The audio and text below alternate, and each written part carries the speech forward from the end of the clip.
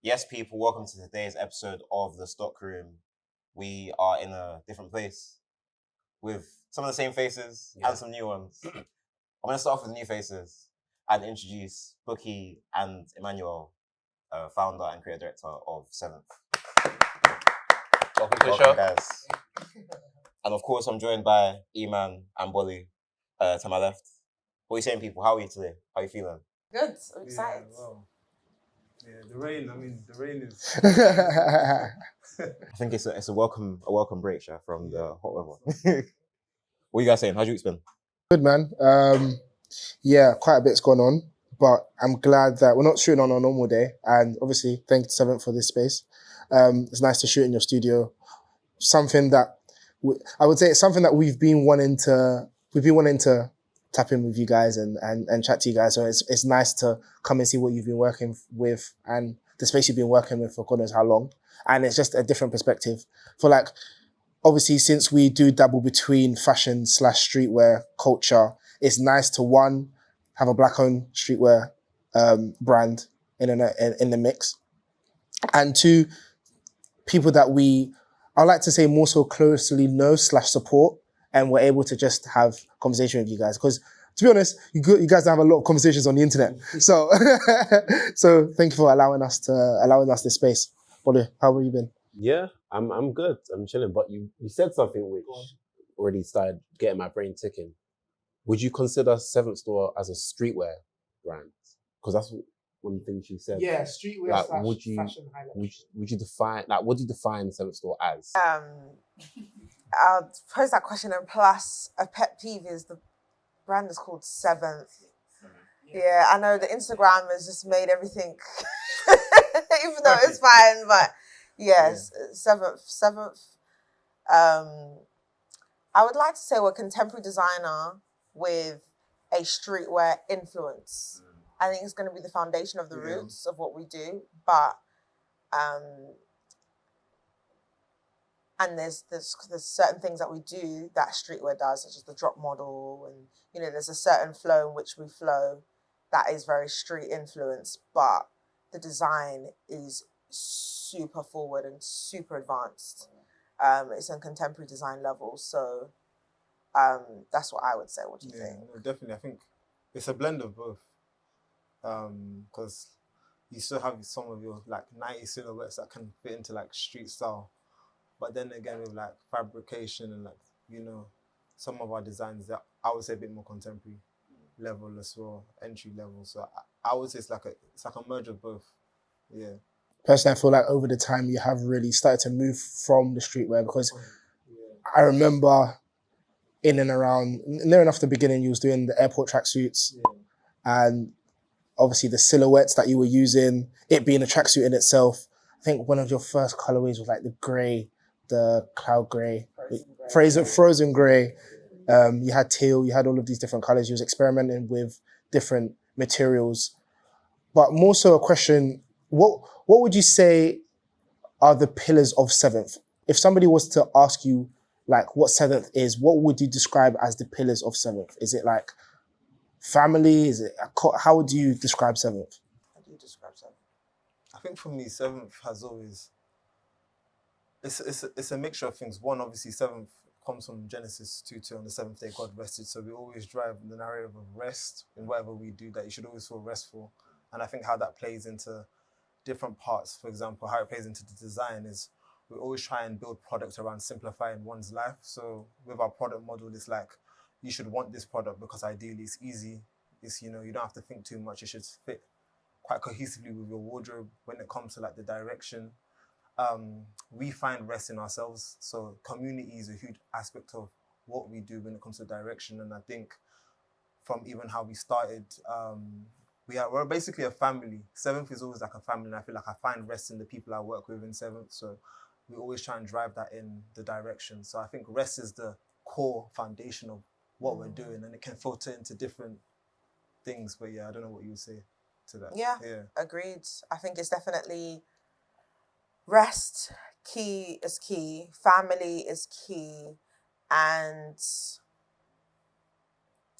I think when it comes to the product, I think for us is always pushing the limit when it comes to design. So as much as it is simple, I know people always say, oh, it's basics because it's simple, but it's not basic. It's really, really advanced. Like our design takes months to develop. The amount of mathematics that goes behind us creating proportions and shapes within our clothing is very, very advanced. So I think as much as it is simple, it's very, very advanced in terms of design and the way we approach it as well. So, and that's always going to be a thing. If we create a fork, you know, down the line, you know, with homeware, it won't just be one ordinary fork. It will have one sort of design in there that will push that fork to the next level. We was having a conversation around socks, and we was just like, if we create the sock, it has to be this, it has to be that. And again, it's a simple sock, but the amount of intention and the amount of you know, effort that we put into every single piece. It's not a pump and dump kind of brand. Everything is so intentional. So I think a key word would be intentional. Yeah. I think I want to take it back a little bit because I feel like, to set the premise for people that don't know, because I feel like sometimes people watch the episodes and they see the people and it's like, okay, cool. There will be people familiar with your faces. But for the people that don't know, Seventh is a brand from London and has built itself up in the last 5 years since 2020. And through that time, you've been able to detail your story via your pieces and your like campaigns. If you had to introduce one product to people and say this is the first Seventh product you should ever buy, what would that be? I mean, it has to be, for me, it has to be the V2. The V2 hoodie is the pinnacle representation of the brand. It stands for everything that we stand for. It's cozy, it's comfortable, it's very, very incredibly simple, but very advanced in the way it's designed. If you wear it, you'll be guaranteed someone tapping you on your shoulder and saying, where is that hoodie from? So it's effortless. You don't have to try, just wear it and the job is done. Yeah, it's a great conversation starter as well. Like I said, people will tap you on your shoulder, where is that hoodie from? And before you know it, you've already connected with someone. It's a conversation starter. Yeah, it's still a piece that is my favorite till today. What about you? Yeah, I would definitely say the V2. I think when we first launched it initially, it was obviously meant to be like that cozy tracksuit, but elevated and stripping the tracksuit away from what you usually tend to be like related to kind of like, you know, gym wear or whatnot. We wanted to create something that you can wear, not just, you know, on your regular days, but on your days that you also want to dress up. But I think for me, one point that kind of made me realize, wow, this is such a beautiful product. I think we have so many people that buy into it, but some artists have worn it to perform on stage, which is crazy. Like, think about just a plain black tracksuit that you're using to sing on stage. Mm-hmm. People have gone to fashion shows, you know, like really big fashion shows wearing the tracksuit, and they've feedback to us to being like, wow, people really love the tracksuit. You know, I've been asked so much. It's crazy how someone can just wear a tracksuit and they're asked, where do you get the tracksuit from? So I think that for me was the pinnacle of Seventh, and I think it speaks more so about being seen, but very effortlessly. You know, it's not loud, it's not in your face. It's like if you know kind of thing. So it's kind of like, yeah. And I think even when it comes to how we design, we always don't want to do too much. We don't want it to be bold in your face, but we want you to kind of look at it and be like, provoke questions and provoke like conversation as well. So I think the V2 does just that for me. Yeah. Stripping it, well, I would like to say, going more so along the route Michael was going on. Obviously, we've started speaking about Seventh. Where did the idea, or not where did the idea come from? Because you've spoken about in terms of the seventh day, but why Seventh? Because I remember back in the day, for context, sorry, I should add full context. There was 90s Back. There was 90s Back, which was the store, and you did some clothing, and then you moved into Seventh. So why taking it out of 90s Back and into Seventh? So 90s Back was a completely different business. 90s Back was a vintage business. So reselling, started off with denim and then moved over into several different items that were within that 90s and early 2000 genre. But when it got to the 5th year of me doing that business, I just couldn't do it anymore. I was just like, I'm tired of traveling around the world, trying to source the best archives, and the urge to create again was there because my first business, because 90s Back was the second, my first business was a fashion brand. So I wanted to create again. I didn't want to resell any other people's products. But because I had a shop, I had a community, it was just, you know, a great opportunity for me to test. So when we tested, trialed it, and it worked, customers were like, why are you still called 90s Back? Because we can clearly see you're taking a different direction here. You're not reselling vintage anymore. You're now creating your own product. But it still was very familiar to the customer because it was key archive pieces that we were selling, from combats. We were selling like Maharishi, like vintage combats, to old school Nike and Adidas, like sweats. So it was still along the similar theme, but very different. So it was actually the customers, because I was like, okay, I think we can proceed with this 90s Back name and just continue, you know, building this line. But it was the customers that were like, it doesn't make any sense. And I too was like, okay, it doesn't make any sense. And Emmanuel, probably at the time, I can't remember, I don't know, he was just like, yeah, it's time for a change. I didn't like the name. Yeah. Yeah. It suited, of course, what we did before.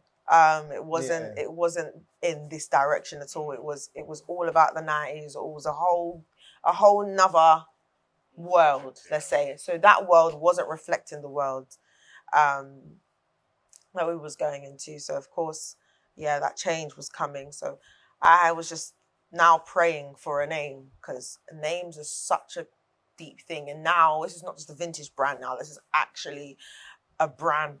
So I wanted to be very, very intentional. And because I've had a brand before, I already knew there was a few things that needed to be considered when naming a brand. One, is it rememberable? I don't want to start off with a name and I say it and you've forgotten it 2 minutes later. You know, I wanted it to be short, very crisp, not too long. We wanted the letters to look very aesthetic. I wanted it to have a meaning, just like when you name your child or name, you know, a project, you want it to mean something. I wanted the name, I was going deep. I was like, I want the name to bless itself. So just the way you name your child a good name, and every time you say it, like, you know, when you told me your name earlier this morning, what it means, every time you say the name, it blesses. So I was like, I need a name that when you say it, it will bless itself. So I was just praying, and I remember I was running so many names by Emmanuel. I was like, oh, what do you think about this name? He was like, no, that's not the one. And I was like, yeah, I know it's not the one, but I'm trying here. And it was months and months, and it just wasn't coming, and I just kind of left it. But thank you for so much encouragement, because he was like, don't worry, the name will come. Like, just keep praying, the name will come.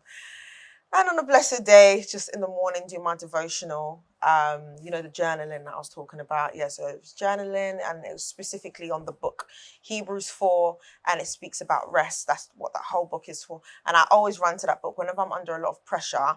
That particular chapter 4, Hebrews chapter 4, is a fantastic book to get yourself recentered back in when you're under a lot of pressure.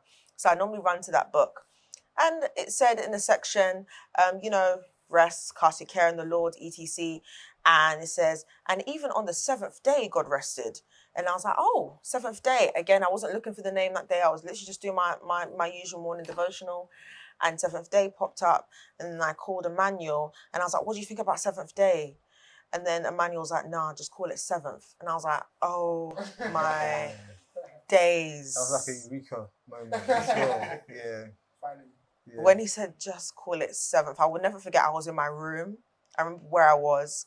And I remember I was in my room. I was standing in front of the top of the bed.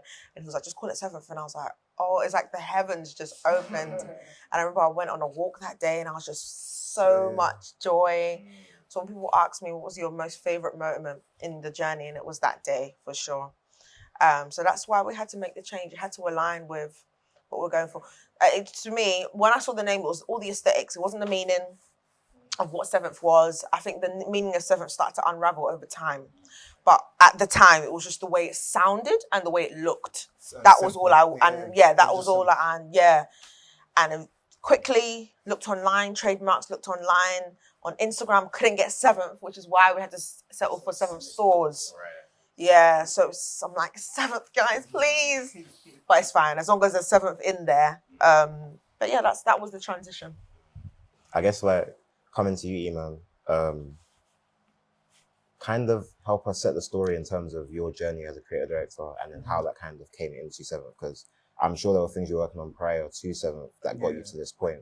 So kind of paint a picture for us a little bit. I was in education, so I moved from Birmingham to London in 2016. From town stand up. Yeah. So literally while I was in uni, I was, trying to figure out, like, navigate what do I want to do creatively. So I would do a little bit of styling here and there.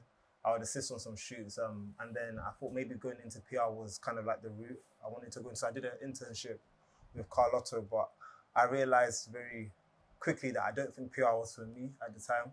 So I literally just freshly graduated, and I kind of was in this limbo of like, do I go back to Birmingham or do I stay in London? So I kind of was like, you know what, let me just stay in London. And I had a nudge. I feel like God at the time was like, had me destined to be there at that time. So I stayed, and then Bukki reached out to me on Instagram, and she said, oh, do you do creative direction? And at the time, I had no idea what it was. I knew what it was, but I had no idea. Like, I knew I wasn't really qualified for that role, but I just said, you know what, I'm not doing anything at the moment. So I said, yes, I can do it. And at the time, it was 90s back vintage that she had. Right. So it was for the vintage label. So I think going into that shoot, I wouldn't say I was excited. I was just like, oh, okay, it's just something for me to just do and get by.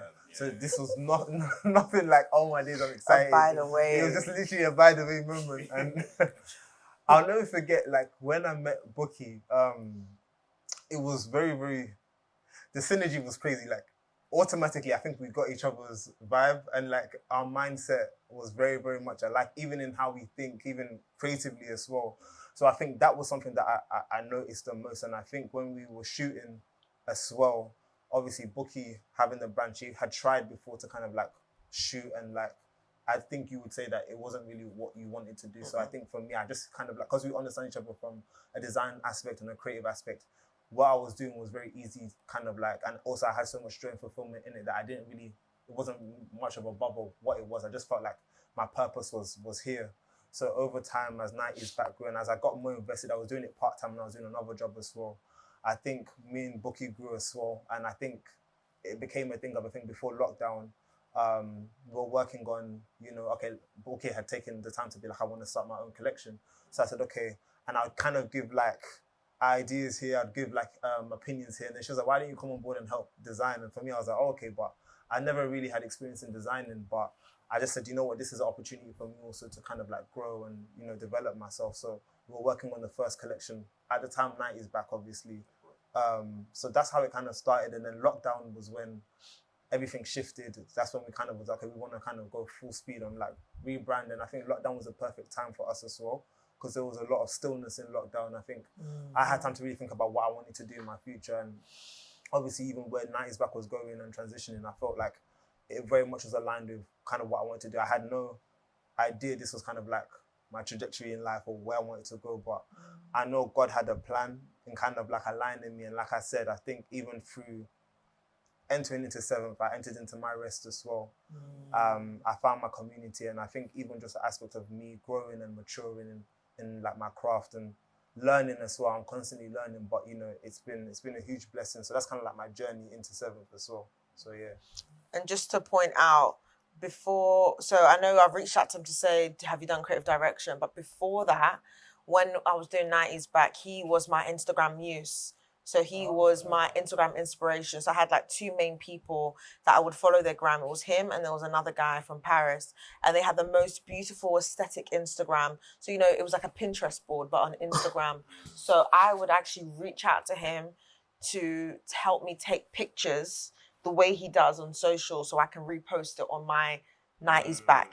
So I sent him like, I think some vintage Yeah, vests. vintage, yeah. And I was waiting for months and months I to didn't- get some didn't get- photos. But I just the way like, because Yeah. on the vintage page, it used to be like trainers and like all sorts of things. So even the way he would take a picture of the trainer, like he would hold the trainer, the white wall in the background, and it was just so aesthetic. So I used to repost a lot of his content on 90s back. So that was why I reached out to him to be like, I'm starting this brand, but I need the pictures. Yeah, I need that eye here. And that's just to give you some context. Yeah.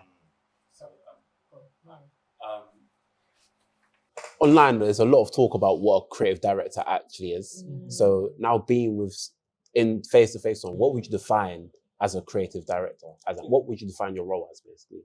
It's basically leading a vision. So with a creative director, it's like directing how a brand would look creative. You have obviously in-house, and then you have a freelance creative director. In-house is, I feel like it is a lot more responsibility because it's not just, campaigns, but also assets, marketing. How does the branding look as well? How do you cover that? And I think it bleeds into also marketing as well. How do you market the brand to an audience? And for us in Seventh, it's always been about tapping into the community and using that as well, and trying to be ear to the ground and understanding the community aspect of, what marketing is. And I think for me, what I've learned in this is to definitely be open-minded. When creative directing, you're collaborating with so many people, and essentially you have one mission, which is to get the vision out and put the vision out. So it's just about utilizing your skills, knowing what you're doing, who to use as well. And I think for us, we've kind of expanded whereby leading a team as well, something that has, occurred through this job as well. So how do you lead effectively as well? Yeah, so that's what I would say creative directions. Speaking of marketing and Seventh, the journey of Seventh, something I've noticed, I'd like to say is more so recently. This is a question that I've just had separately. You started to use, especially on the website, the color blue a lot more. Why is that? That's a recent, right? Yeah. So, yeah. Oh, it's just for a product launch. Yeah, it wasn't anything intentional like that. So we've launched a chemical blue hoodie like 2 years ago or so, and this time round we released the orb shell jacket, which is what I'm wearing, but it's basically a summer version of the V2. That's where the influence came from, and we decided to launch it in the chemical blue colorway. So it was just kind of like a return of the chemical blue. So we went a little bit all out by changing our logo to blue and making the website full blue, and also doing it on social, just because it was a favorite color of our community when we first released the chemical blue. So yeah, and it's been a while since we've actually used the color. So yeah, that was part of a marketing rollout. Yeah. I've got 2 more questions on basically community. One, I've physically seen how big your community is getting and has been for a while. How big of a role does community play? And 2, in terms of community, I would like to know what your biggest form of marketing is, because I know recent, to be honest, from a while back, you've started doing a lot of ads on different platforms. What would you say is your best route of people buying your product? Is it through the community, or is it ads, or how does that work for you? Because I know there's a lot of talk online of, obviously word of mouth is the best form of marketing, but is it a good idea to invest in ads, Instagram ads, or either TikTok ads or Facebook ads? What would you say your best form of ad placement is, one? And if it's community, if it's through word of mouth, how do you feel like that has helped you guys? I think one, and you can add if I miss anything out. One, I think when it comes to advertising, what's worked well for Seventh from the jump has been our organic. So social media, we built on social media, was built on Instagram. That's how we created our presence, our global presence. And that's how the community has grown, simply through people locating us on Instagram. So I think our organic content, and I think that drives a lot with what Emmanuel is leading on, is ensuring that content is, capturing the hearts and really attracting the people online, because that's where it goes. But of course, as your business grows and as it scales, you need to start diversifying the way you market. So ads, of course, has been a way for us to create more brand awareness to new audiences and new markets. So that's not just in Facebook or Instagram, that's also Google as well. And then, of course, in-person activations has been a way for us to market, which has been really important. And yeah, so I think for us is we're now in a phase where we want to be found, of course, gifting and seeding, but we want to be found by different mediums. We don't want it to just be through solely one channel. So for us, we know that our leading channel is our organic, but we're now trying to diversify that and add more channels to further boost that visibility to new audiences, because we're in the phase of trying to get a new audience, like we spoke about in Paris.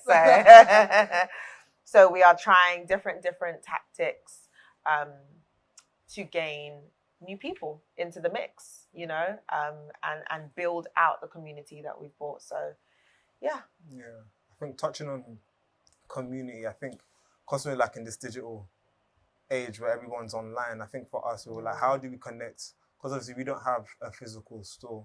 So activations is one way we kind of really want to connect with our community. But I think when we started out the brand, it was just through conversations with them. I think we would literally, for example, when we were naming a colorway of our tracksuit, we would actually ask them for a post like, can you name this colorway? And the one that gets to name this colorway will give you a free hoodie. So I think it's through interacting with them online, not just being a brand that is just still or, cut off from kind of like who's their supporters. We actually want to interact and get to know them, and even how we repost them as well. I think that organically built our community as well, because they felt like this is not just a brand that I'm looking at, but this is a brand that I can also interact with as well. So, Even on top of that, like your what's it called, community like casting through 7th people, where you're like you'd be like, okay, cool, we're looking for this kind of person, and then people will apply. It gives people almost like a buy-in, and it's like even if they, for example, may not get picked this time, there's the hope that they'll get picked next time, and it keeps them interacting with the brand. But also when it comes to in-person activations, and you mentioned in Paris, I think it's time we look back on the 100 bags. So for context, guys, 7th went out to Paris. They had a beautiful space in a Japanese store for the week of Paris Fashion Week. And as part of their week of activations, they did a giveaway of 100 bags to people. And when we got there, the queue was already over 100 people. It wasn't. So don't even get me started. So we were like, oh, okay. And the thing is, like, what time did you guys get there? It's not even about the time. Guess what number I was? 101. 101. Was you guys counting yourself in the queue? No, they counted. The guy that came through took names. So it was like the person in front of me was like, okay, you're number 100. And then I was like, oh my gosh. you didn't get a bag? No, he's 101. I would have won my way instead of 100. After I was like, you know what? I'm coming back tomorrow. I'm probably come back the day after. So I'll just spin around. But like for us and the way we kind of interact with brands, like it doesn't matter how much we enjoy a brand, have a relationship with people, we always love to be able to actually experience what the consumers experience at the same time. Mm-hmm. And I feel like seeing the energy in the queues, the energy of the people, it was really beautiful. But I want to know from your perspective, what was that like for you? And how did you feel about the whole kind of rollout towards that?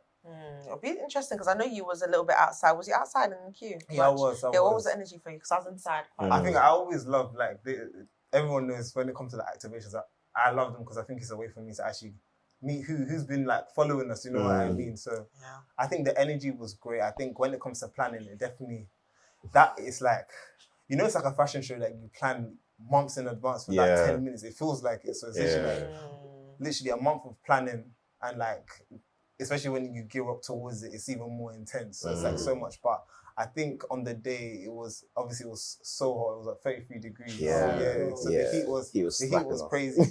But it was a very enjoyable experience for me. I won't lie. I think getting to meet the people, and I think one thing I noticed as well is our community are very diverse. Like there's not one demographic. Like you have like your, it's just very diverse basically. So it's nice to see that, oh wow, Seventh doesn't actually just fit one aesthetic. Like it can exist in so many different forms, so many different personalities as well. So that's something that I observed. But yeah, I loved the day. I think the flow was great. I think it really was nice how, you know, they were able to come down, get their bag, but also experience Seventh and see the product as well. Because I think with us, because we're online, it's very hard for people to actually know what our product feels like or touch it. So I think a lot of people loved that they had the opportunity to actually see the product live in person as well. So yeah, it was amazing. Yeah, I always love meeting the community. I mean, I come from, you know, selling in the store. So for me, being a shop girl, community is everything. You know, for 90s Back, we had a TV show on Stories called 90s Back TV. And we would have dancers dance, do freestyling. You have the rappers come in to be doing freestyling. It was it was all about the people. That was what it was all about. It was all about the people. It was all about spotlighting the people. And me selling in the store, it was always about speaking to the customers. What do they like? What's their lifestyle like? And just getting to know them as people. So whenever I have these, you know, whenever we do these in-person activations, it kind of takes me back to that time of, you know, being able to connect one-on-one. And it's great. I think there's only so much you can portray online, but it's nothing like the physical presence, and there's nothing like the physical human interaction. So yeah, it was a great experience. It always blows my mind, especially when the turnout is so great. I'm like, oh, there's actually going to be a lot of people. Like I was saying, on yesterday's talk. So basically, on yesterday's talk, you know, because Instagram the algorithm has been a little bit weird. So put out the post. And, you know, not much reception. So I was just like, I hope people have seen this flyer, you know what I mean? I hope the word has gone around, you know, put it on stories, but with the flyer, not as much reception. So I'm just thinking, yo, like, hopefully all will be well, man. I knew it was going to be packed. But, you know, for me, it's like, I need to get a read. I need to get a read. And Instagram wasn't giving me the read for the first time. So I was in the dark. And even though Emmanuel, he was like, look, every time we do an event, you're going to get, you know. But for me, I'm like, okay, cool, let's see. And yeah, the turnout was fantastic. And it was on 2 days, 2 events, so 2 amazing turnouts. So yeah, it's always a great feeling that, wow, you know, the hard work of, the thing is, we haven't like intentionally like trying to build a community. Like it's very natural. Yeah, because I think the word community has been thrown around so much, but because this is what we've been doing from 90s Back, it's just, we just like people. That's it. And people like to spend time with us, and that's just it. So I always find every single 7th community event, people are always connecting with each other. And that's what I love to see. I love the fact that people are making friends in the queue. And that hasn't happened once. Every single time we do that. So I think there's definitely a special energy around the brand that attracts people. Good, well-behaved people as well. We never had to do police call or, do you get what I mean? Like everyone just chill, good vibes. I feel like everyone comes with the same like black man spirit and the same vibe. But keeping it with connectivity, obviously, you're seeing the community connect. But when you go to places like Paris Fashion Week, you've got to connect yourselves. So how has Paris Fashion Week, first of all, in terms of like you've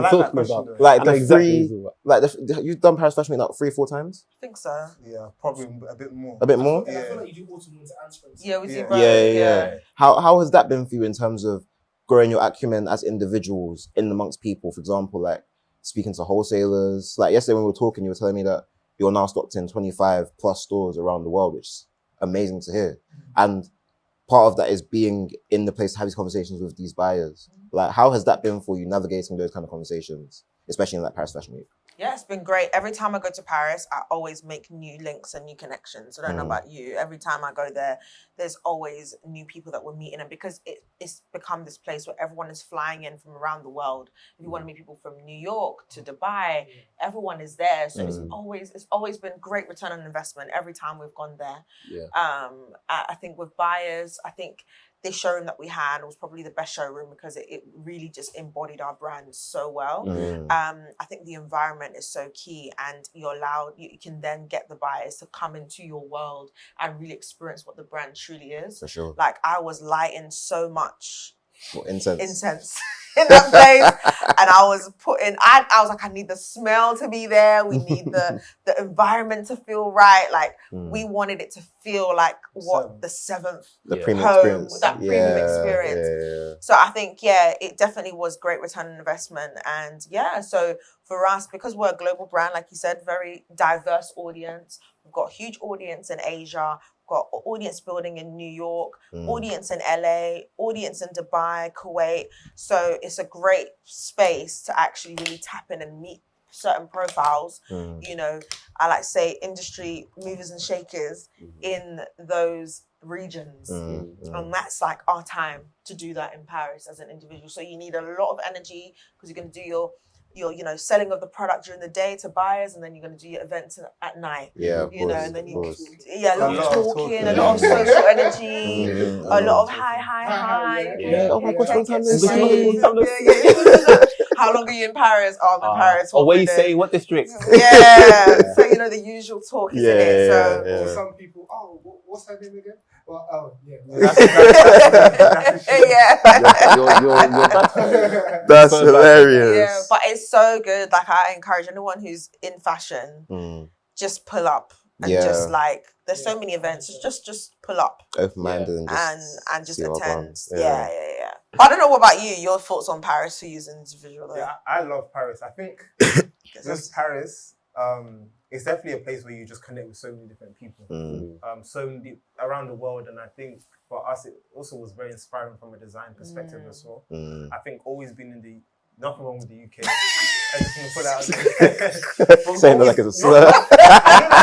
When you travel, you get such a different perspective. Yeah, And definitely. I think what people didn't know is actually last year when we was designing, Paris was a huge influence in the way we was designing as well. Because let's say for example, UK, incredible style. A lot of people here love tracksuits. So sometimes tracksuits is what you're more, or like kind of like lounge apparel is more what It's you're more what you attracted see. to Of course, designing. But of when you course. travel, you get so much more insight on, okay, we could do this, or this is how we could, this is the angle we can take for the new direction. So it definitely for me is a huge inspiration as well. And like Paris, as we kept going there, we actually did the whole campaign last year, People of Paris Out There. That was a cool So campaign. and Brotherhood as well. So that all was birthed from us just being in the city multiple times, and so I think it's incredible. I remember there was an Instagram. So when we landed in Paris, that Instagram story that I put out when we was in Soho House, remember, and you were just smiling. Do you remember the picture that I put on? It was just previously. Yeah. So as soon as Emmanuel touched down in Paris,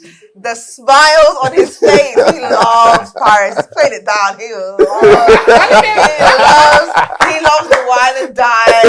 He loves the let's go to the house. Yes, that's it. rooftop. Yeah, man. He's a Lifestyle. I told him about Patrick Tommy. He's such that guy. So Paris is great. I love the vibes, man. It's so funny because you guys know Kazim. Yeah. He literally screenshot her story and zoomed into my face. And like, bro, why are you like this? Why are you so happy? You're so happy. Yeah, not to say London doesn't give us that joy. We love London, but I think, of course, sometimes a change is nice. No, definitely. Outside of London, where's your biggest market in terms of buyers? Oh, US. Yes. Yeah, USA. So that's a mix of New York and LA. Does it ever get surreal, like when you see how much love you get from overseas, especially when it's like these are places you don't live, if you get what I mean? Like, as you said, like New York, LA, like even with like a lot of the Asian countries as well, like you're not physically based in Asia, but they love you so much. Even in the Paris queue, there was the old Asian lady. Yeah, that was, bro. like, in front of us. Yeah. She was 99. Must be nice. She was 99. As in she was number 90. Oh, okay. Yes, I think I saw her. Yeah. It's like, does it ever get surreal with like the amount of people that not only don't come from the same place you come from, but also don't look like you, but they love what you guys produce? I feel like it's even to this day. I always say, but I don't know how to feel sometimes. It's very humbling. I must say, like, very humbling. Even when we see people wearing our clothes, even in the UK, because it's like, oh wow, you actually like. I mean, we know you're always constantly thinking, and sometimes you don't have the time to like really stop and take a step back. And I feel like when we see people give us so much love, it's sometimes like, oh wow, like really. not like you're downplaying yourself, but it's like, oh, you really love us so much that you would invest so much into spending. Fan love. It's more of appreciation. You know what I mean? Yeah. So, Yeah, I think for me, of course, I definitely, it's something I don't spend enough time basking in the fact that this is happening. You know, I think it's when I look back at, you know, when you look at old pictures of yourself, or you look at where you was, you know, 5 years ago, and then you look at where you are today, you're like, this is two separate worlds. It's something that one needs to really sit down and actually take it in, that this is happening, this is growing. But then there's also another side of me that I'm also not surprised as well. I think the amount of hard work, intention, graft that we've put into it, the results have to speak at the same time. So there's two sides of it for me, where I'm like, so it should be. And then another side should be is like, wow, fantastic. Faith that works is dead. Exactly. Yeah. Like we've put in the work, and so it should be. But she always says that, and I'm like, I totally hear it. Like, absolutely, I'm like, Have this space, have all this material around, be spending all of this money for it doesn't make sense. Yeah. What does, I mean, this might be far-reaching, but what does success look like to you? Is it, at the end of the day, having a store? Is it a potential collab in the future? Is it, what does success in 7th look like? What does success look like? Or do you feel like you've already achieved success? I wouldn't amount it to something like, for me, success is like when you drive purpose into people and you inspire people.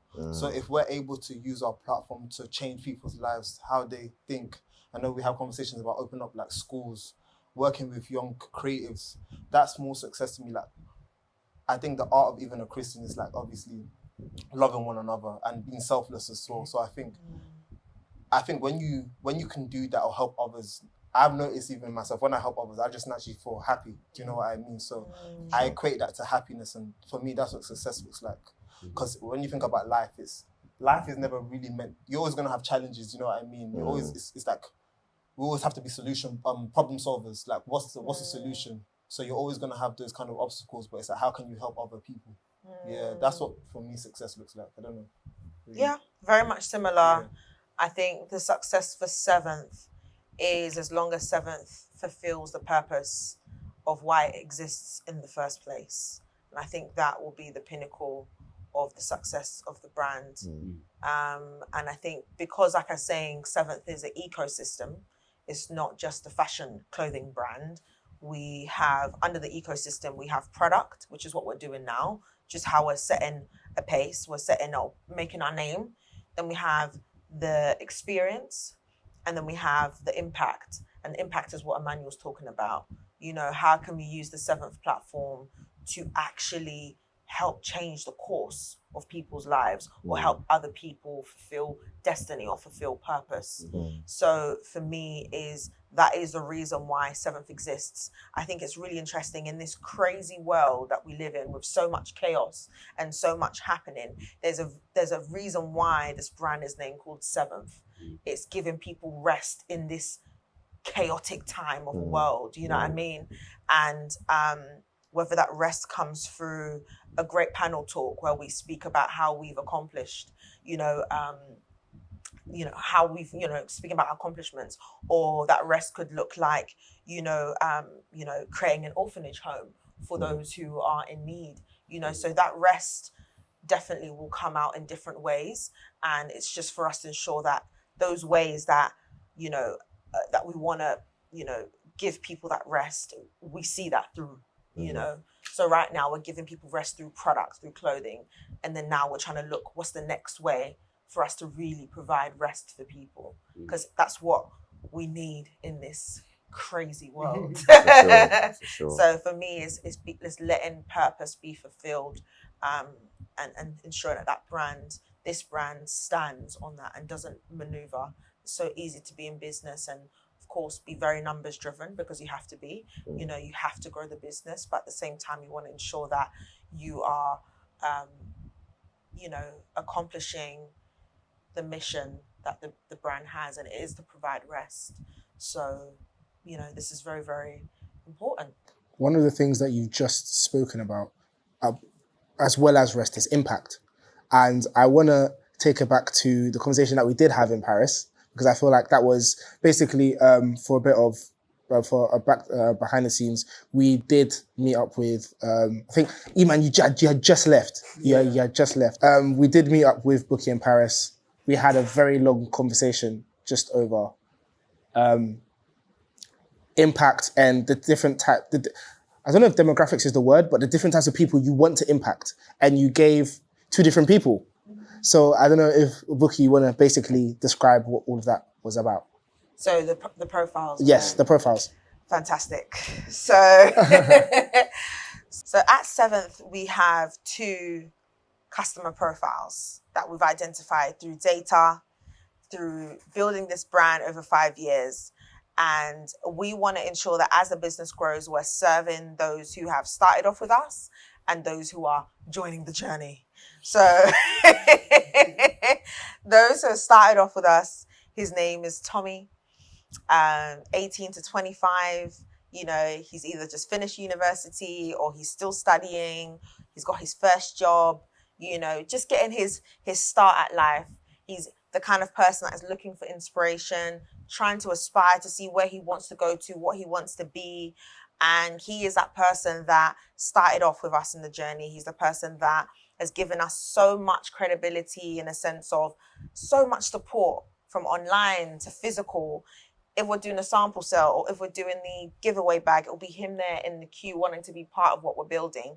But of course, he's a little bit on the come up when it comes to the cash flow. So it's not like he's got bags and bags of cash to put down. But he's the kind of person that if he wants it, he will save up for it, or he will get it in Black Friday, or he will find a way to get it. And of course, as our product has grown and as our price point has also grown, Tommy is still, he's catching up with it. Not everything he can afford. He can afford a few bits here and there, but not everything he can afford. And of course, as we're growing this brand, there's going to be new categories that we're going to be introducing. We've got the denim coming in, we've got knitwear, we've got a wider range of accessories. The product is elevating. So that is now and the brand is elevating. It's growing older. We are also growing older. So our tastes are growing as well. Our interests are growing. So therefore, the product is also growing, and therefore the brand is also changing. So with that change, a new customer has come into the mix, which is called Patrick. He's a little bit older, 25 plus. He is, very, very selective of who he wears, where he goes, but he's got the cash for it. If he wants to invest in this, he's going to invest in this. He's not really the kind of person that's going to be all hypey on the Instagram. Tommy's the person who's going to be commenting. He's going to be DMing. He's going to be giving you all of the love, all of the everything. And then Patrick, he's going to just maybe DM, I need some help with sizing, or he'll email, I'm looking to order this, and then he's just going to drop what he needs to drop on the website without you even knowing. Yeah. 5 bills straight. No issues. 5 bills, 5 bags more. He's just bought the whole collection. You wouldn't even know. Exactly. Send it all to one address. Exactly, that's it. Yeah. And he is looking for more. So of course, the tracksuit is nice, but he definitely would love to see where he can find more elevated denim, more elevated knitwear. His range in clothing is growing. He has his select stores that he goes to. He's very specific, and he is established in his career. He knows what he wants. He knows where he's going, and he's got the cash to back it up as well. So, when it comes to profiles, those 2 worlds, they are a blend, because what brings them together under 7th is that they appreciate craftsmanship. They appreciate good quality. And like what I say to people, if you wear 7th, that means you really know who you are as a person, because there is no logo on 7th to validate you. So you have to be very assured in yourself. So I think that's what brings that like mind together, that if you like 7th, then that means you're not looking to wear something to give you value. You already value yourself. You don't need any label or any logo. But I think the difference is the style and also the pocket size. And as we're growing, I feel like Mr. Emmanuel here, you can speak for yourself. They like to call me Patrick. Patrick has a great lifestyle. He does love to wine and dine, and he loves to, go to the Instagram Soho House board. and things. Soho House, smiling. Full teeth in Paris. Yeah, literally. But yeah, those are the two profiles. So for us, we're in a very interesting position because a lot of brands either cater to one or the other, but we're catering to the two. So now we're in the middle of navigating to how to speak to both of those audiences at the same time. And I think it's really interesting because, I started off as a full Tommy, but as I've grown, I'm growing into a Patrick or Patricia. Yeah, I want to put. Yeah, I was going to say that. I want to premise that these terms they're gender neutral. Patrick and Tommy. Tia and Patricia. Tia and Patricia. I don't know if it's Tulurokwe or. Wait, what? But yeah, I guess that finding came last summer. But what has that done for you from like a creative direction point of view? I definitely identify with. Obviously,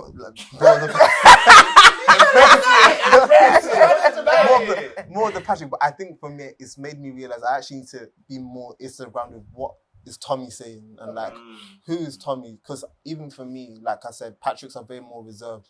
They're very more to themselves. They don't really go out much. So Tommies are the ones that are always in the street and they know what's going on. So for me, when I think about myself, I don't really go out much. I'm very much a homebody, or if I'm going out, it's because it's intentional. Like, I'm not just going to go anywhere. So for me, I said, okay, I really need to understand as we're growing, still want to reconnect with the existing audience that we have. You know what I mean? And that could be Tommy or Patrick, but how do I connect? And it's definitely doing more research and being amongst Tommy, speaking with them. Like we're doing things like focus groups as well to really understand and get into their minds of how they are, what do they like, where do they go? Because I have my, obviously, ambition and aspirations, but as a creative director, like, you know, you can't just, it's partly relying on obviously what you like, but also bearing in mind the customer as well. You can't just go solely on what you like because we've built this brand off of our community and our audience as well. So I definitely have to heed to what they're saying as well. So that's what I've learned. With the things that you are saying in terms of the two different communities, we've seen this in just general fashion, whether it's or I'm gonna give the example of like a Fear of God and Essentials. Yeah, that's it. We've seen there is a takedown-ish model. Is that something that you see yourself more basking in the future? Because I have noticed that your direction has changed in terms of now you're doing a lot of denim. You released knitwear a couple months ago. I can't remember exactly when. But you're doing a lot more of the high fashion / luxury pieces. How do you still feel like you can create for Tommy, even though you know where you want to go or you know the people who are within the brand? And do you find that difficult?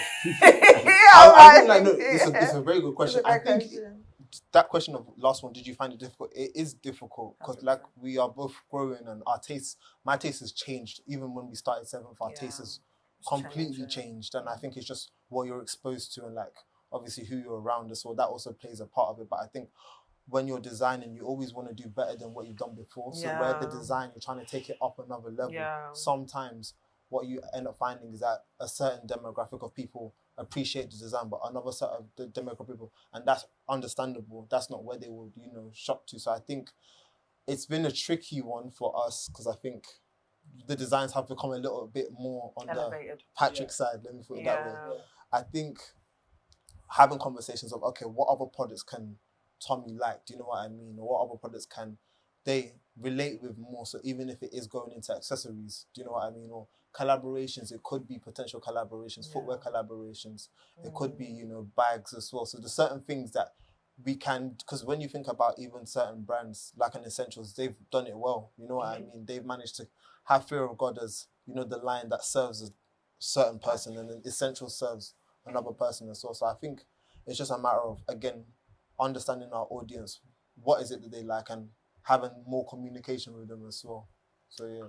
To add to that, I think what we've had to do is be very intentional with the styling as well, because a lot of the product that we make if we was to divide the collection for Tommy and Patrick, it's very much blended. You know, for example, we're designing a Parker jacket. We can make that. We can dress it with Bottega boots and make it look real high end.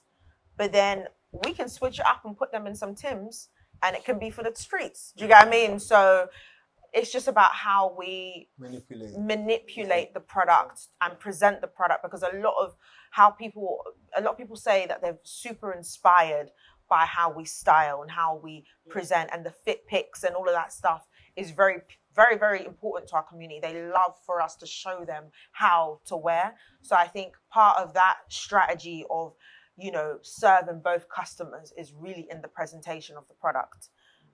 Is going to be a key thing going into autumn, winter, and future seasons. Is okay, if we're doing this collection, we're going to have some pieces that definitely star Tommy and star Patrick. How can we ensure that we speak to two of them? And then how can we also blend the two worlds together so that both Tommy and Patrick can see themselves in that kind of look? So, yeah, exactly. But I think the key thing here is price point. Tommy can only afford so much, and we hear it, we see it, we know, we hear it. Okay, we've seen the comments, we've seen the messages. I understand, but in terms of the craftsmanship and what we actually stand for, it's very, very expensive. We don't even produce in China; we produce in South Korea. Everything is produced here in London, is developed and designed here in London, as you can see. But yeah, our craftsmanship is very, very forward, very, very elevated. So to be honest, where we're at, our prices would be a lot more higher than what it is. But because we've considered Tommy, we've tried to make it as accessible as we can, and because we're considering our community. But as, again, like Emmanuel says, every season we're trying to challenge ourselves season after season to get better and better with the designs. But what better means is more budget. That's what it means, if that makes sense. So not to say we're trying to be this high-end brand that's super accessible, unaccessible, but the design is going to keep elevating and the price will not be the same. I feel like at the same time though, by challenging yourselves in terms of design, you're also challenging Tommy to try something new. Absolutely. And I feel like from like a purchasing standpoint, I'm quite like experimental. I like pushing boundaries because like it's fun. You know? Yeah. Sometimes I might put a fit on to go somewhere that's not significant, just see what it's like. Yeah. And I feel like by having brands that push you to see pieces in a different way, it's like, you know what, if it was like, for example, like Bottega fit, I might not see myself in that. But seeing it in Tim's or seeing it in like Air Forces, you know what, actually, I kind of like the variation that it brings. I want to try that on one day and try this on another day. And all of a sudden now it's like a multi-purpose piece. So, yeah. And also back to your point previously, Emmanuel, you stumbled into our trap. We were waiting for you to get there. You got there.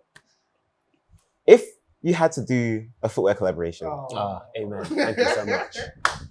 This is why we work so well together. What brands are you thinking about, if any, at the moment? Can I plead the fifth on that question? Plead the fifth. Get out of jail free card. I think the fifth as well.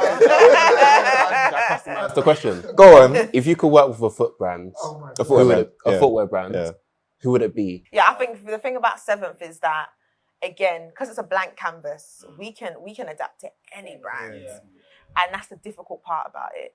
As in, we can work with anyone, and we can make it look amazing.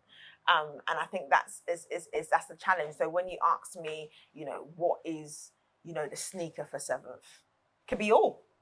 You know, what is the boot for Seventh? It could be all. What is the slides for Seventh? It could be all. So I think for us, it's just that's I guess that's a blessing that we've got. You know, that, you know, we've got such a diverse palette. But yeah, we definitely have to still plead the fifth on that.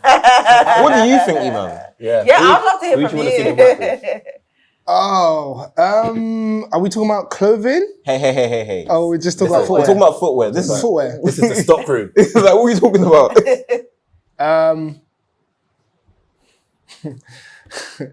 you're on the spot. No. Okay, cool. I would like to say, especially the direction in which they're going in, and previously, I would like to say New Balance, because I feel like if New Balance are moving in the direction of working with brands like Miu Miu, who have a very high fashion taste / touch, I also do believe that you guys are quote unquote high fashion in terms of the work that you guys produce, the way that your Instagram is, just how you operate. So if they can do it, why can't you? Like if a New Balance can work with a fashion designer or just a fashion designer or a brand, why can it not be Seventh? They are also a brand that are known for their minimal logos in terms of either clothing or even footwear. I mean, there's a big N, but like apart from that, you can't really tell that a lot of things are New Balance in terms of clothing because of the way that they position themselves. So why can't Seventh be that? No, what do you think, Bully? He stole my one. So He stole your one? Yeah, now I have to rethink. I think New Balance is a good shout. I also think Asics Yeah, okay. is If it wasn't New interesting. Balance, it was gonna be. Like I feel like that Japanese like heritage of the brand links quite well with the like East Asian sort of Southeast Asian. sort of accent that you guys have to the pieces you make. And I feel like they naturally fit. But you are right as well, like I feel like there's some Nike silhouettes there that could be like really well created to what you guys do. For like even Adidas as well. Like I feel like there, like for example, seeing what Wells Bonner's done with the Samba, I'm sure that there's something in the archives that Seventh can put their own personal spin on that does have something that touches the streets and makes people want to invest. So I feel like, again, speaking to the range of what you guys do in your approach as a brand and as designers, I feel like every brand should be knocking, but then the question is, who do you guys want to pick? And that's obviously something for off cameras. So. Go on. It's kind of left field, but I'm thinking like not trainers now. I'm thinking more like a Timberland, like a 6-inch boot, for example, Okay. or a Dr. Martin sort of like boot loafer situation conversation on like these, as you were saying before, with like the Parker jacket, it can be seen in like Bottega boots or even like Tim's. Like there's so many pieces you have that some call equally wear loafers and boots and it still works and the thing. So like creating like a collection of footwear that works with a themed collection that you guys have, for example, I think that could definitely work.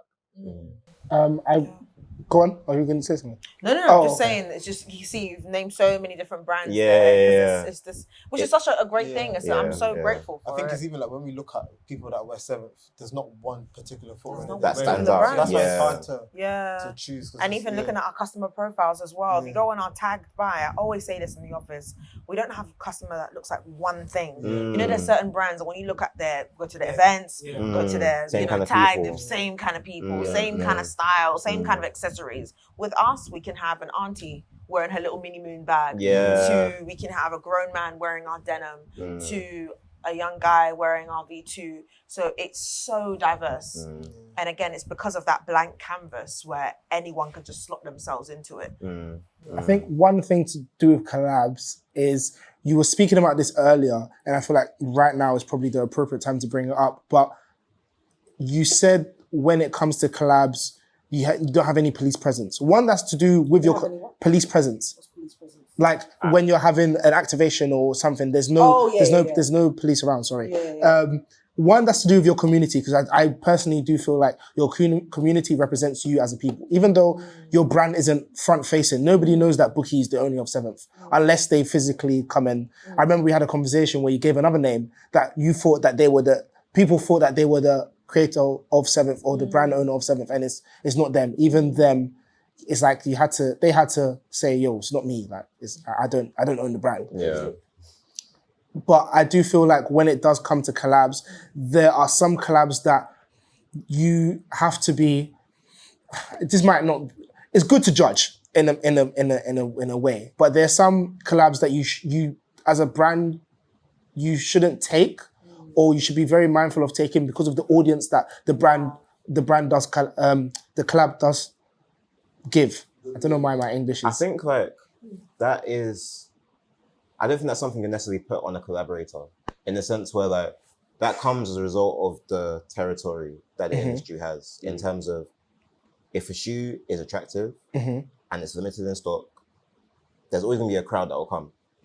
Like, it doesn't even matter what brand it is. Yeah, like for example, what happened with Levi's, Mm-hmm. you wouldn't say the Levi's customer base is like that in the first place, but that's what happens when you have something that's... And they managed the Paris sought after. activation really well, but the London one they could have done better with. But it was a Nike Air Max 95. Yeah. So are you saying that the MS 95 creates that sort of atmosphere as opposed to... There could, what I'm saying, and this sounds like us now, Yeah. but we're taking it back. But long and short, collabs are great. It introduces you to a new audience. Mm-hmm. If we're taking Nike and Sakai, nobody really, well, a lot of people didn't know what Sakai was, but for sure. when It did put Sakai on the map. it did way. put Sakai Yeah. on the map in a Yeah, different yeah. way. So collabs definitely open people's eyes to you as a brand. I don't know how they haven't seen you, but it does definitely, but it's just the type of collab that you can pick. Because one, you're already known for minimal. So it's, if you're taking a collab, what do you sacrifice in that collab? If you do sacrifice anything, and the crowd / the people that it could bring on. Because you don't want to have a thing where you've had a collab with a brand and it's like, okay, cool. Seventh Art is a really cool brand and they're really community based. Yeah, all of this stuff. And then you do a collab with a brand and the brand can be a bit some way. And then doing a collab, maybe this is me projecting. And then you do something with the brand and people start to see a tainted vision of Seventh. Okay, fair enough. I think Just because of that one. And bad news spreads. You can do 50,000 activations. People are there, coffee shop activation that you did in, I think, autumn, winter. Yeah. Lovely. Same group of people, similar group of people. Everyone's smiling like E-Man at Soho House. But then you do one activation where something happens and it's like, oh, Seventh, that brand. Do you remember when?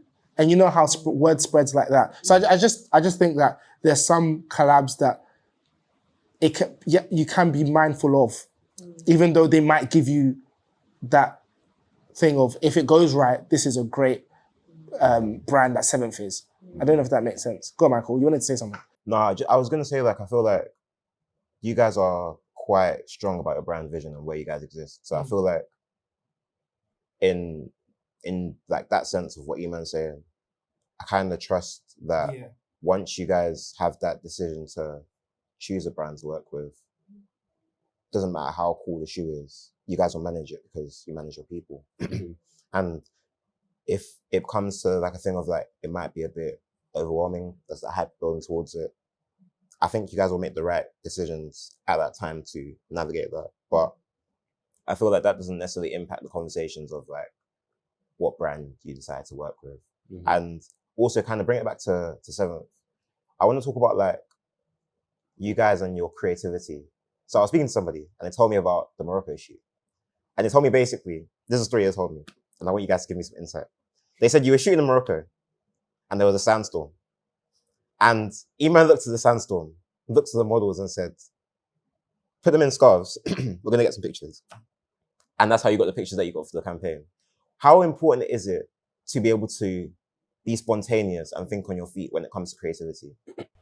Yeah, I would say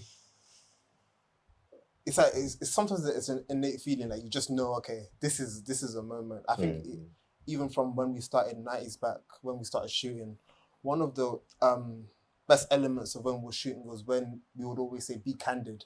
And some of the most beautiful moments was actually captured from when we was just shooting or rolling and it was just candid and nothing was staged or directed. We just let the model flow. I remember our first launch video, somebody literally was wearing the space coat, and he literally was like, bye. And that wasn't planned. We wasn't planning to just shoot him in the space jacket, but because of his energy and the way he carried himself, we were like, oh, we just want him to talk and let it just be more of that natural connecting factor. Yeah. And that's kind of like now bled into certain points of our when I'm directing, I'm like, okay, even when I'm working with videographers, I'm always shouting at them, please just roll, like don't cut the camera, just keep it rolling, just in case that we capture a moment and that could be a great opening for a video or whatnot. And I think we don't try too hard. And I think when you have those candid moments or when you have those moments that were done, unintentionally, it's more beautiful because it feels more real. Do you know what I mean? So even with Morocco, when the sandstorm was happening, the boys were just having so much fun. This may be a bit too much information, but there was literally like birds pooing everywhere and whatnot. Ah. It was just really crazy. Yeah.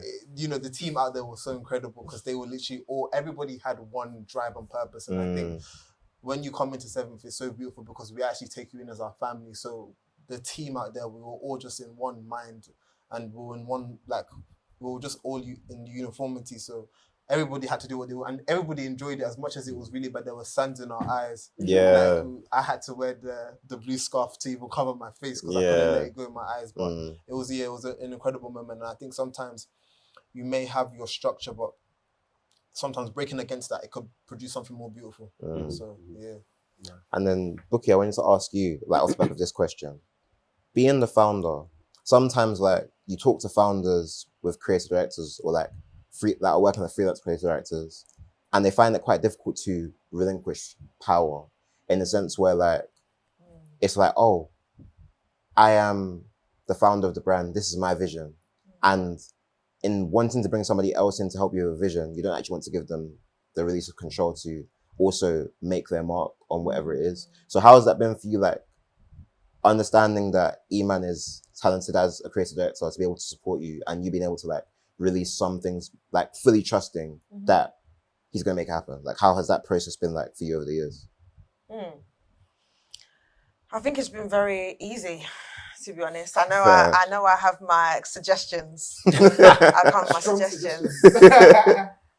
I'm like, Emmanuel, remember the shot, that one that we need to do? Or that, remember to get that angle? What about that model? We need to do, I have my little commentary. But it's been so easy. Reason being is because when I first, because I was a fan of his work. You know, I was a fan of his eye. It was very aligned with my eye. So I have, like, total trust. And I think outside of the aesthetic, I think for him as a person, Emmanuel as a person, his values are very similar to mine. His mindset is very similar to mine. So it makes it very, very easy for me to just fully let go and trust, because I know that he's definitely aligned with me as a person and also aligned with me spiritually as well, and aligned when it comes to the eye in which we want to go for. Because even our sometimes our ideas are completely clashing, and a lot of people say, oh, like, Bukki, what you want is very different to what Emmanuel wants. But I think we always find a way to create a middle ground, and I think in that middle ground is where the magic also happens as well, because I think I'm coming from an aspect of creativity, community, people, the streets. How can we get the guys in? How can we get the Air Forces in? How can we get the, do you get what I mean? And Emmanuel's coming from a place of aesthetics and a place of, like, beauty and that perfection and that cleanliness and that. So I've really seen how the synergy of both worlds have come in and created something very beautiful. Because I'm coming from 90s back TV and people doing the splits and, you know.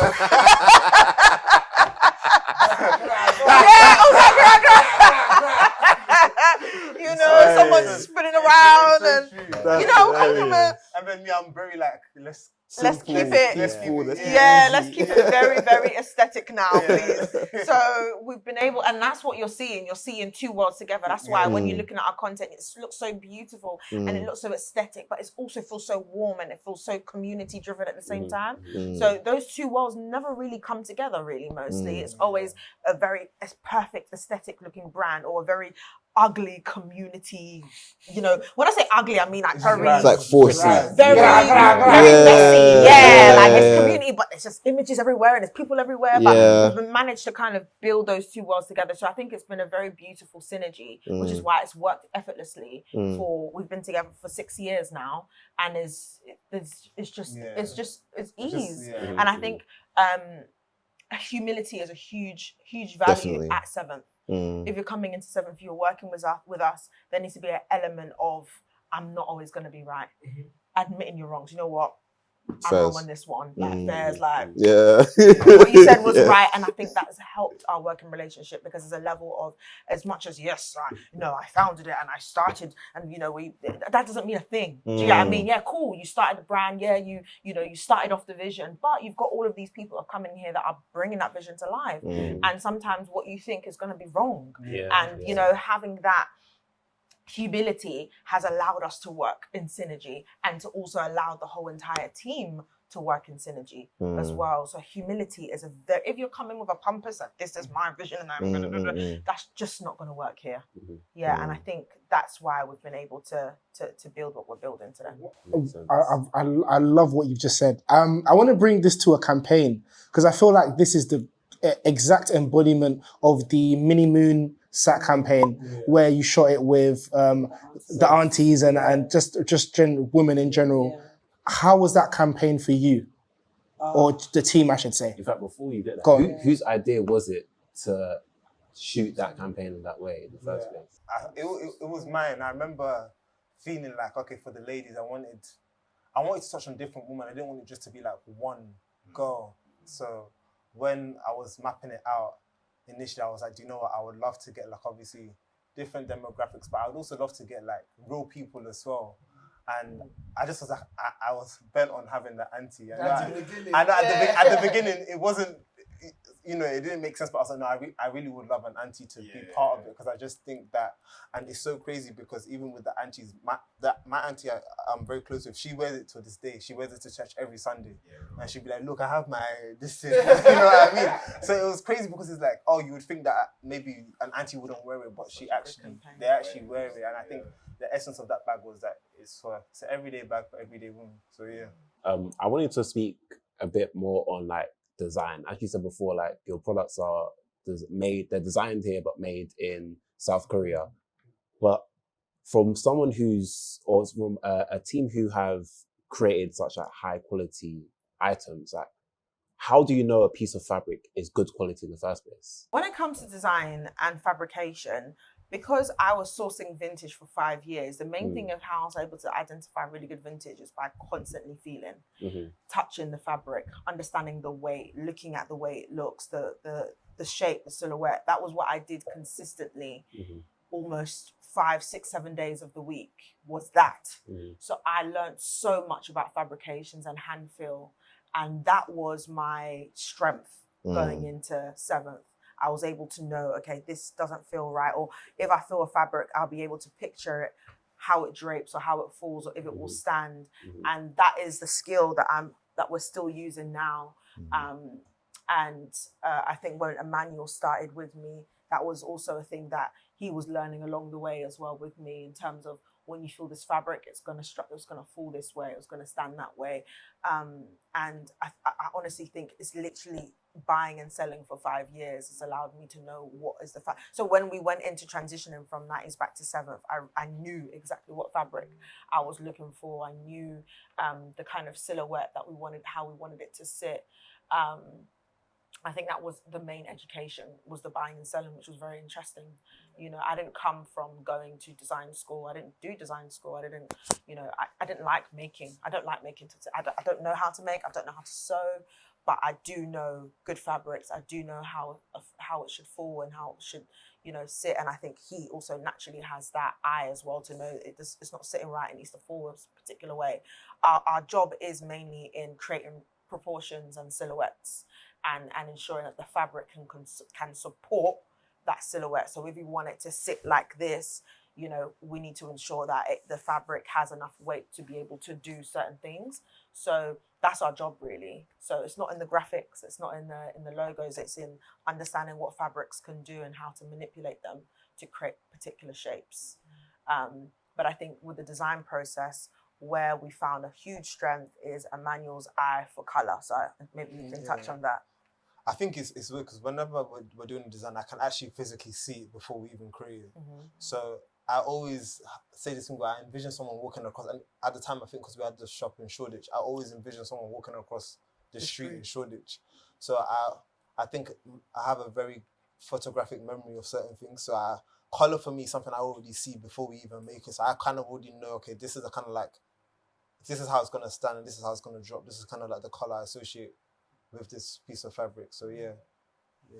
When it comes to pieces, what are, just in general, obviously we've spoken about the V2 hoodie, what are your favorite pieces that you have made? I don't know if it's so far or upcoming, but can you let us know what are your favorite pieces?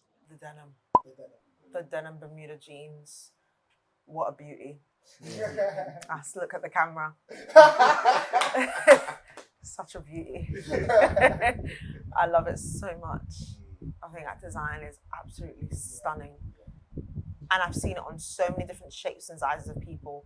And on every single person I see it on, it looks incredible. We saw it, we saw it in Paris. We saw two or three people. I saw a guy, very simple white t-shirt, denims, and then tabbies. And I was like, Yeah, it's very simple. with the new tote, bag. Yeah. And I was like, yeah, it just makes sense, man. I even on the stories yesterday or 2 days ago, I saw when you were doing the seams for the pockets. I was the amount of the intentionality that goes into that. Yeah, we need to show that more. Yeah. What's your favorite? I think denim, the Bermuda jeans, but the first ever release of the sumo coat for me. I live in that like every winter. That's just like my go-to jacket. Yeah, the sumo coat, because I think it's just like a bomber jacket, but I love how the shoulders drop, and like it's not too hot. Like sometimes with the space coat, if it's like October, you can't really wear it. But yeah, the sumo coat is amazing. Like you can literally wear a hoodie underneath. Yeah. You always just in winter, you just always see me wearing the sumo. Yeah. I wanted to go a little bit back to the production question Billy asked, but from another angle. What's been a product you've made that didn't pass the test?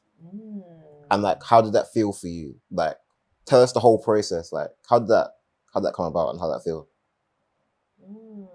Because people don't like showing their failures, and I feel like that's also part of the story. Yes. So, what product can you think of? It didn't pass the test. It didn't pass this, but it did eventually. Can I talk about that? Like a product that's been in development for a long time. Yeah, for sure. The knit. Okay. Yeah, I feel like we've always wanted to design knit, and I think at the time, what we thought we had in mind of how the knit was to be envisioned, it didn't work. And we were doing ribbed. We were like, we don't know if it should be ribbed. We didn't know how there's a term called the gauge or gauge. It's like how thick the knit would be. So that was always in development since like we started, I think 90s back, like within the first year, but we managed to come to the wool knit now. So that's more of an achievement. But I think what I learned from that is sometimes it's not about it not working. Maybe it just wasn't the right time for it to be brought out as well. Because I feel like if I really think back, would our customers back then appreciate the product now? And I don't think they would have. But yeah, the wool knit is one of the products. It's been in development for a long time, but it's so beautiful because it kind of like, it's very simple, it's clean, but yeah, it's like, for me, that's kind of one of the products that's been in development, but yeah. Yeah. Pass the tests. Because I know you're very particular. Yeah. I think t-shirts. Okay. Yeah. Just hasn't passed the test yet. Because I know you made the grey one. Yeah. I think t-shirts in general for us. I feel like our t-shirts are nice, I can't lie. No, I think the t-shirts are incredible. Yeah. But when you say they passed the test, do you mean in terms of sales? No. I mean in terms of like, production wasn't great. Like production, you asked something to be made. Yeah. You spent however much you spent, and at that point after, you're like, oh, actually, this isn't good enough. Oh. Yeah. We're working on a new development, right? And the new development is a very important development for the Tommy world. Right. Right? And the Tommy world, they need a particular price point, isn't it? Of course. So, of course. That isn't it. They need a particular price point. Therefore, we have to explore areas and fabrications that can meet within that bracket. Right. But we're all about the fabrication. And if the fabrication ain't doing it, then it's very difficult. So anyway, we went ahead, we developed it, bought the production, got the final sample, literally on the verge of shooting it. And I was in US at the time, so I wasn't actually on ground. It was Emmanuel on ground. And we just looked at the sample. I looked at this. Luca sent me a photo of him wearing it. And I was just like, yeah, guys, sorry. We have to wrap this up. We have to cancel the shoot. We have to stop everything has to just stop. And we've invested heavy penny into it. So, and I know we had a conversation over the phone whether we don't want to compromise. Yes, we're trying to, create more product for the Tommy world and have more diversification with our price range, but we don't want to compromise our quality. So it was a hard decision where do we just bite our tongue and just go ahead with it? At least we'll be able to, sell it within a particular price range. Or do we hold our tongue? Do we just hold it, cancel it, and redevelop it all over again and try and make it better? And we chose the latter. And we're happy that we chose the latter. Yeah. Yeah, but even in choosing the latter, it's still too expensive. So we're now in the process of trying to take away elements to make it within a particular, range. So yeah, that's what I'm saying. Like our product, it's a costly one. You know what I mean? It's a lot of development. Yeah. Yeah, but we'll definitely get there. Yeah, for sure. It's definitely an interesting.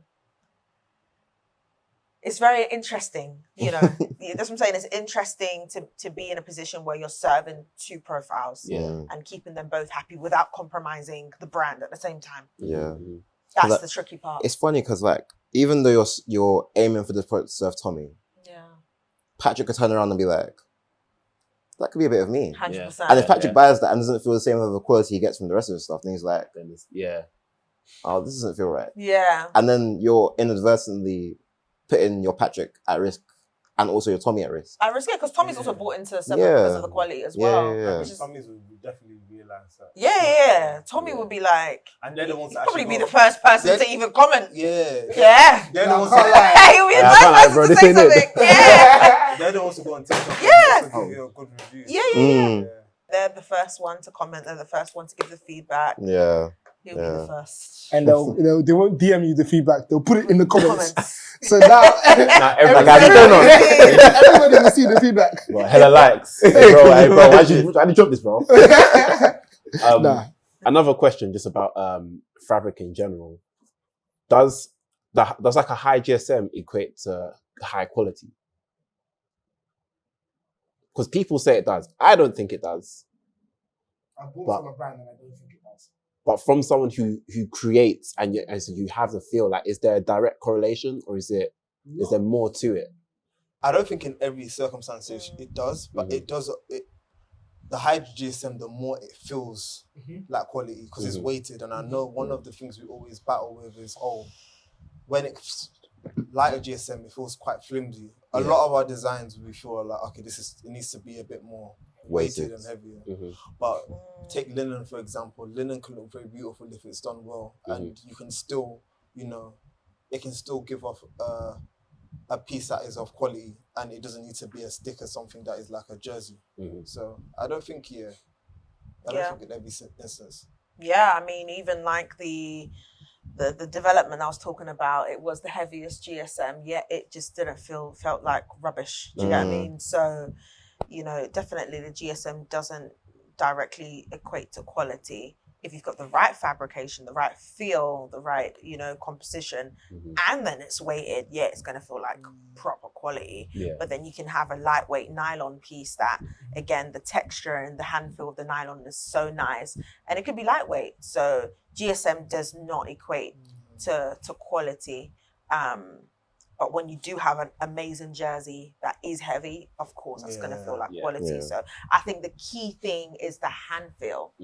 It's the hand feel and the way it looks, the surface, the material, the way the material looks like, and the way it feels. Like even our wool, we're exploring more wool materials for the knitwear. It may not be the thickest, but the hand feel feels fantastic, and that's the quality in there. Now that we're rounding up, I wanted to ask a couple of not quick fire questions, but there's some questions I just want to get in personally. Could there be a store in the works? Oh my days. Because I was going to say, we're talking about hand feel. We got the opportunity to see the stuff in real life and be able to feel the pieces. You're stocked by retailers. But as Eman said... Or is it just going to be like you and Liberty right now? Is it just going to be where you're in bits of like high fashion or department stores like you are for the Liberty? Sorry, also, sidebar, but still on the question. One, no matter what you say, you should have a store. Do you know why? But Yeah, do you know, it wasn't a question. it was not a question. It was more of a matter when I like push. But you see the Bermuda jeans, yeah. You see, like, this is gonna sound so weird, but I was able to squeeze it and then smell it. That jean, wow, Smell. that's a good jean. That's her first one. That's a good jean. And like, there's a lot of people who would need to like, oh, you can see it online, yeah, and you can see the way it drops on people, but then actually be able to feel it and see like, oh, like. It's you unique. can scrunch this jean and it's real, like, this is real denim. That's a fabric feeler. Don't forget. So yeah, please tell us about the future of Seventh in that department. Definitely, we of course want a store, but it can't just be a store alone. We're now living in a world where just retail alone, it's not enough, you know. So I think for us, it will definitely be a destination, a home away from home, where people can come and not only shop, but they can hang out with their friends. They can link up again, similar to how, you know, how it was at 90s back. People literally came for a chat, you know. So it'll be a similar vibe where you can shop, but then you can also experience Seventh. You can eat. You know, like a community space, like a members kind of thing. So I think it would be definitely more of a blend of hospitality business along with retail, along with community. So it will be definitely a world. It wouldn't just be a store. But of course, there'll probably be, before that grand vision, I think there'll definitely be a pre something before that.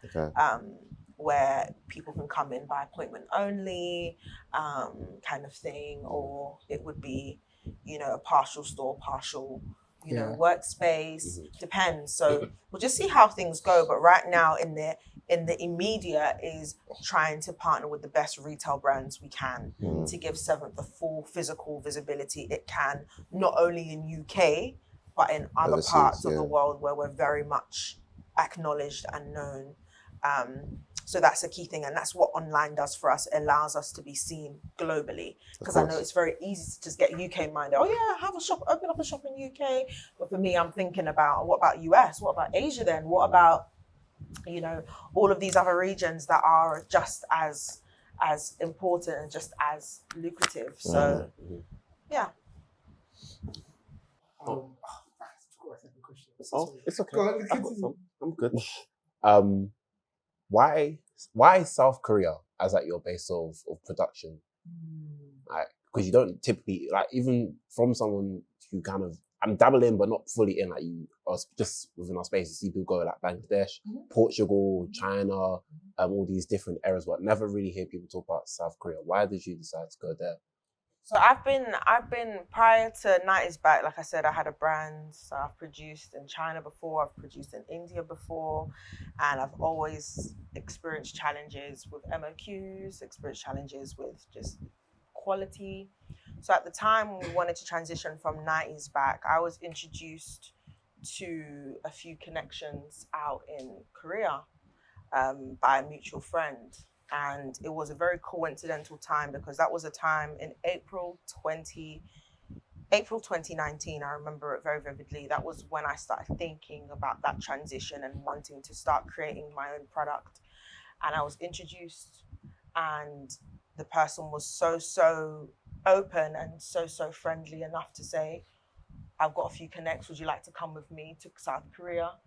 And that was from April, and we jumped on a plane in August. And as soon as I stepped foot on that ground and I looked at the people, I looked at the fashion, I looked at the aesthetic, I looked at the quality, I said, I've never seen anything like it before.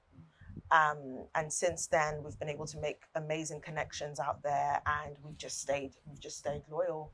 And we've now built a production team out there, you know, and they've been literally growing with the brand and helping us develop the brand till date. So we have been dibbling and dabbling into other countries like Turkey, Portugal, but we're still testing. It's still not yet met our standard. So it's a high bar that any new factories that we work with has to meet.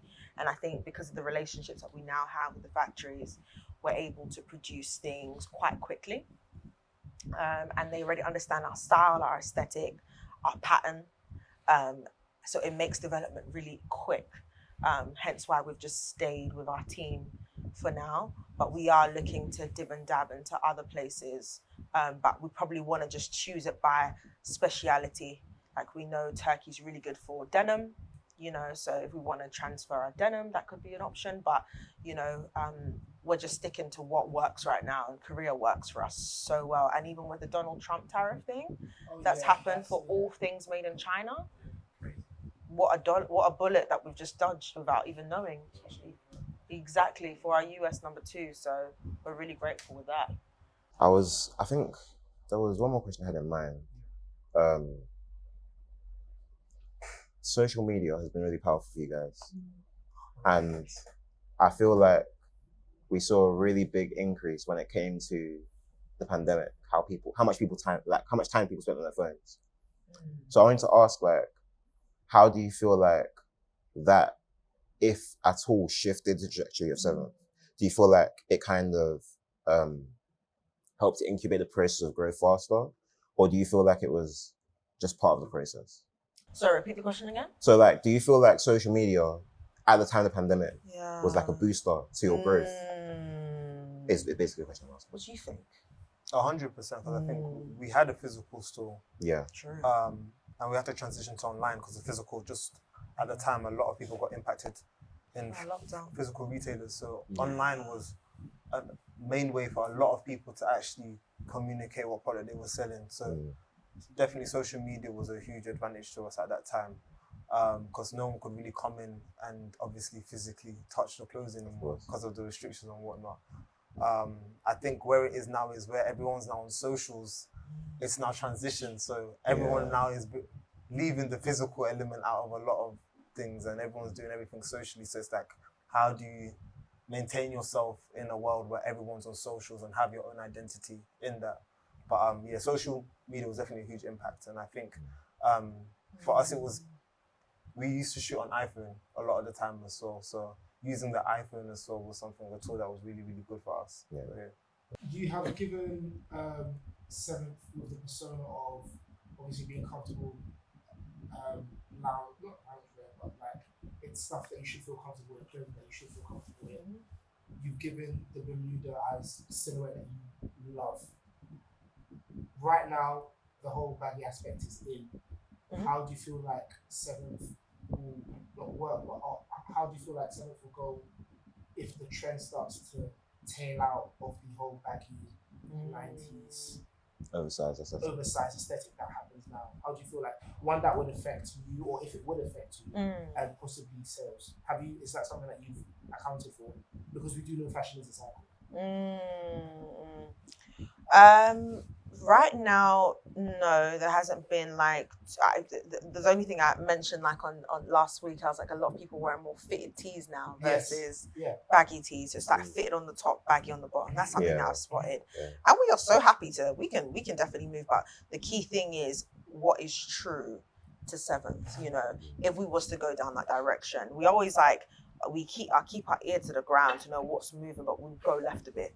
So it's never like, okay, everyone's doing this, okay, let's run there. No, it's like, okay, they're doing this, all right, calm. Let's see how things go, and if it aligns with our direction, we can then make it our own kind of thing. So I think there's some things are just absolutely like, we're not compromising whatsoever. Like, there's no negotiation. Whether this fashion wants to change, whether it wants to move, baggy pants is always going to be a thing. I'm very sorry to tell you. I'm not going to be making any skinny jeans anytime soon. Do you know what I mean? So, there's certain things that if we don't like it, we're just not going to make it, even though it's such a huge trend. And again, we are in it for the long term. We're not here. It's brand integrity. And that's why brands such as Prada, we can look to and admire, because they have stuck to their guns. They've said, this is what we do, this is what we represent, whether it rains or shines, this is me. So we go by the same approach. Not to say we're completely ignorant to what's going on, but we will ensure that whatever we do aligns with the brand, and you know it represents who we are, and we'll always do it in the most authentic way possible. But what's your thoughts on that? I think you said it definitely. It's like just remaining true to who we are. Yeah, for sure. I think that's kind of, he's like the brand police. So like when we're considering certain like, you know, yes, choices when it comes to, you know, like even a collaborator, or if it comes to like certain things, because I can get a little bit excited. I'll be like, okay, what do you think about this? Like, we can go this. Like, this doesn't make any sense. It's not the brand. It's not the brand. I'm like, oh, it's true. It's not the brand. You're not wrong. Yeah, exactly. Yeah, exactly. Yeah. So it's so important. It's so important, and that's why we're building an actual, you know, long-term, timeless business. So it does require that sacrifice, you know. So I have a slight game.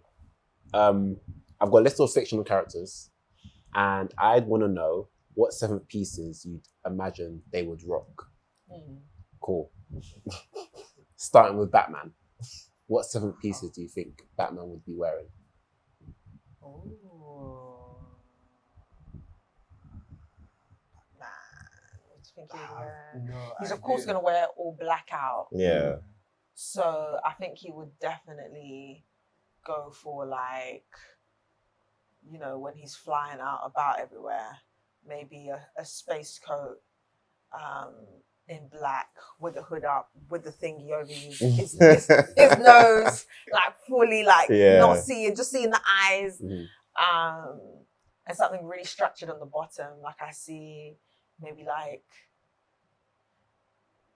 he's definitely, I don't think he's wearing joggers. He's not a joggers type. He's like, he's a person that's with presence. Yeah. So I think like a Bermuda black jean, like very structured, very.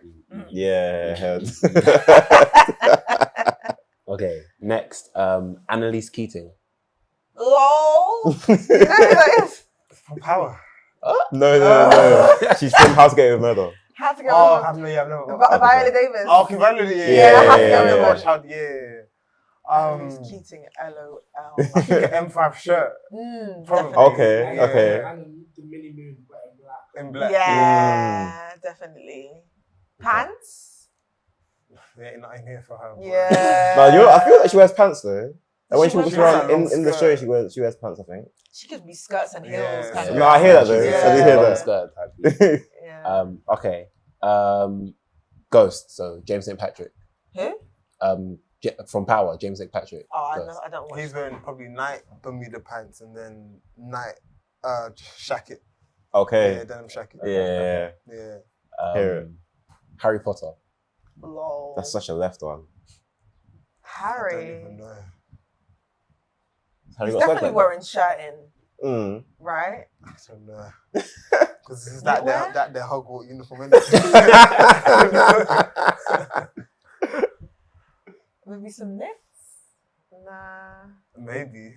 A shirt and a tie, that's their thing, isn't it? Maybe M5 shirt, add a little sample tie in there. And last but not least, Mulan. The Disney character. Yeah. Probably the M5 in brown M5 shirt. Yeah, that. She gives him that kind of vibe.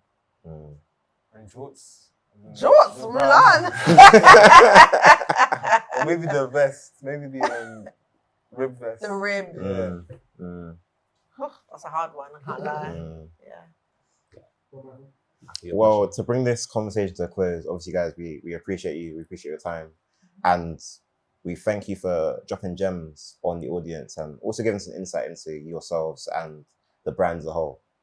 And I guess, like, before we completely conclude, what's one piece of advice you want to leave with somebody watching? It could be from your personal journey, it could be from the journey of 7th, but for each of you guys, what's one piece of advice you, Bukki, and you, Emmanuel, would give to the audience? Go first. Why you think? Piece of advice, I would say, I think it's going to have to be my motto, which is start where you are with what you have and do all you can.